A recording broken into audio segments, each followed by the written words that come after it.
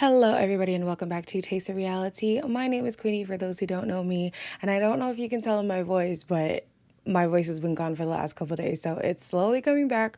Forgive me for the raspiness. Before I get into the video, please make sure to like this video, subscribe to the channel, hit the notification bell. I will be doing a little bit of last night's episode and then all of today's episode. So let's get into it. In the recoupling, Abby picked Dale, and Dale and her kind of had a thing, but he also had a thing with Mary. And based off of Faye's expression, clearly Abby was the only one who wasn't clued in on how deep Dale was with Mary. So Dale ends up taking Mary on the terrace and basically tells her, "It's only you." This doesn't change anything. It just means I don't get to share a bed with you for a few more nights. Maybe we'll be in the same room. I can wave to you. Mary and Abby end up having a conversation. Basically, Abby was just apologizing. She didn't know how deep it was between the two of them. They buried the hatchet, and yeah, it just seems like it's gonna be Dale and Mary now. Didn't really see it coming, to be honest, but when you see them together, it kind of works, so we'll see how it goes. Also in the recoupling, Kaz chose Matthew, and the wink was hilarious, and Clarice chose what's this man's name again? Tyler. But Tyler kind of looked annoyed. I don't know if anybody else noticed that, but he definitely looked annoyed. Later on, when he was talking to the guys, he was basically saying he still wants Kaz, but he's just afraid because he thinks it's gone too far with Matthew. It's out of my hands now, I feel. Why is it though? It's not though. It seems as though she's starting something with this guy now. Do you know what I mean? She seems happy with this guy. And this is what happens when you lead with lust, okay? You have something great, and this is in no way meant to shade Clarice in any capacity. But you had something that was great, and you led with lust on your little guy's holiday, as they like to keep saying, and you missed out on a great opportunity, and now she's with somebody else who she's trying to explore when you know your heart is really there with her, and you were just having your little fun on the side. Now you look stupid. It's unfortunate though, because like now Clarice is involved, and Clarice is getting hurt, and Matthew's involved and he's getting hurt, and everybody's getting annoyed, when really if Tyler would have just said what he meant and meant what he said, or even because I know like he had said things before he had met Clarice, and maybe in those moments he meant it and then he changed his mind in Casa Amor. At least even in Casa Amor, share how much Kaz actually meant to you, because Clarice kept saying you didn't talk about her not one time. So of course to her, she's like, oh, it's completely a green light between me and you, just for him to come back and then say, oh, I still want to get to know Kaz? That does not make any sense. Yo, my girl Faye has gone soft, and I love this for her. I can't lie, I'd be honest in saying that I didn't think I would ever trust another woman with my feelings ever again. I'm officially on the Teddy train. I am. I was very skeptical of him just because, you know, I'm protective of Faye. Faye is me and I am her. So if Faye was ever at any point close to being hurt by somebody, I was not going to trust them. But it seems like he is fully in, fully giving his heart to her, vice versa on her side. So I'm fully on the Teddy train. Speaking of trust and giving yourself, Lily. Millie basically tells Liam that words aren't enough. So your speech, it was cute and all, but we have a lot of work to get through to get back to where we were. And that's good. I like that she's still making him grovel. Don't make it easy for him. Don't make it easy. Realistically, even though y'all weren't exclusive, he basically cheated on you, girl. So don't make it easy. Speaking of not making things easy, Chloe and Toby, I thought there was going to be a little more like work that he was going to put in, but he won her back pretty quickly. What do you want? Yeah. What do you want? Yeah. Me? To myself. I want to share. I'm like, yeah. That's what I want as well. You want your Yeah. Tunnel vision. From Chloe. Weirdly enough, I'm starting to like them. No.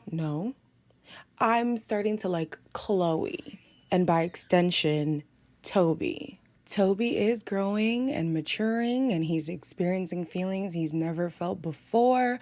Hopefully he'll be able to hold strong this time and keep Chloe close, because man, he's been through he's been through so many women. He's been through so many women, and he's been through a lot, and I feel like if he does anything at this point, like, he'll really be shooting himself in the foot, just because he's come so far and Chloe was willing enough to restart things with him. I hope that he does right by her.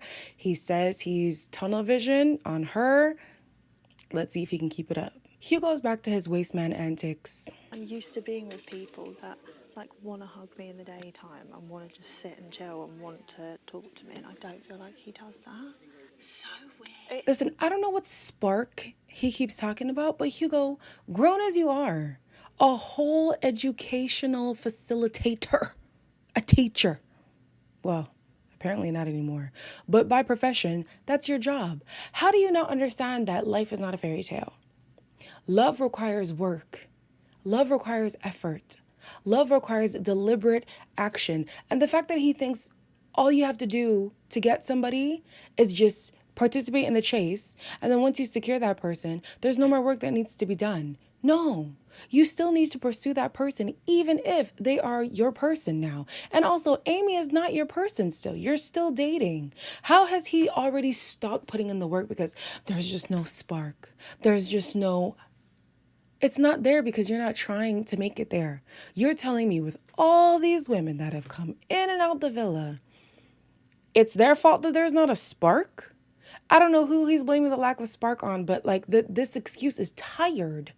And clearly the producers are tired too, because there was an article talking about how he's hard to work with in terms of filming and getting footage for stuff. And like, we're all done. We're all tired. Whenever you guys are ready to dump him, we're ready too. We don't need to see him here anymore. Kaz and Tyler have come to the realization that they may have coupled up with the wrong people.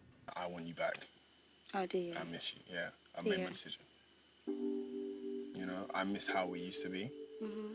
You can see it from when I'm walking around. Can I? Huh? Can I? Yes, you can. She says she's still gonna get to know Matt, but honestly, I don't know why. Like, why would you?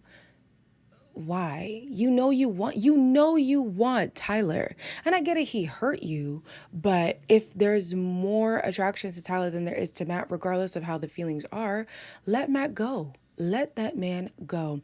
What I did appreciate that Tyler did was he was saying, I'm going to take the risk regardless of whether I lose both of them or not. Excuse me. He was like, I have to talk to Clarice. Even if Kaz doesn't give him a chance, he has to talk to Clarice because his heart is not there, you know? And even though Clarice was pissed, and I mean pissed, homegirl was not impressed, it needed to be done. He needed to let her know that he couldn't string it along anymore, and that in his mind, his decision was made. Even if Kaz doesn't pick him, that's his truth, you know?